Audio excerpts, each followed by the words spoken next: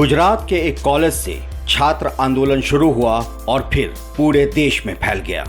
राजनीति छोड़ चुके जयप्रकाश नारायण फिर से आंदोलन में कूदे। दूसरी आजादी और संपूर्ण क्रांति के नारे लगाए जाने लगे। इस बार आंदोलन का गढ़ बना बिहार। बिहार के सीतामढ़ी में छात्र आंदोलन ने जोर पकड़ लिया। सूबे में अब्दुल गफूर के नेतृत्व में कांग्रेस की सरकार थी। सीतामढ़ी में छात्रों के आंदोलन के केंद्र में कोई छात्र नेता नहीं, बल्कि गोयनका कॉलेज में गणित पढ़ाने वाले एक लेक्चरर थे। 1977 में आपातकाल हटा, नए सिरे से चुनाव हुए। इंदिरा गांधी और उनके बेटे संजय गांधी दोनों चुनाव हार गए। अविभाजित बिहार की 54 में से 53 सीट जनता पार्टी के घटक भारतीय लोक दल के खाते में गई।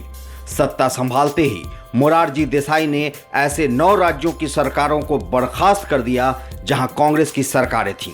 बिहार भी ऐसा ही राज्य था। सूबे में चल रही कांग्रेस की जगन्नाथ मिश्रा सरकार को बर्खास्त कर दिया गया। जून 1977 में नए सिरे से चुनाव हुए। सीतामढ़ी के लेक्चरर साहब को भी टिकट मिल गया। सीतामढ़ी के बेलसंड सीट से प्रोफेसर रघुवंश प्रसाद सिंह 6000 से ज्यादा वोटों से यह त्रिकोणीय मुकाबला जीतने में कामयाब रहे। 1977 के बिहार विधानसभा चुनाव में जनता पार्टी की धमक साफ सुनाई दे रही थी। पार्टी को कुल 324 विधानसभा सीट में से 214 सीटों पर फतह हासिल हुई थी। तब झारखंड बिहार से अलग नहीं था। मुख्यमंत्री पद के लिए 2 लोगों का नाम सबसे आगे चल रहा था।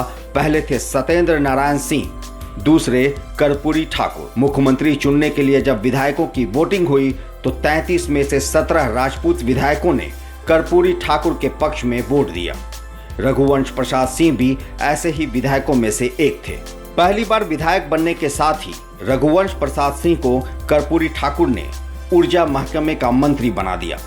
रघुवंश प्रसाद 1977 में पहली मर्तबा विधायक बने और बेलसंड से उनकी जीत का सिलसिला 1985 तक चलता रहा। इस बीच 1988 में विपक्ष के नेता कर्पूरी ठाकुर का अचानक निधन हो गया। सूबे में जगन्नाथ मिश्रा की सरकार थी।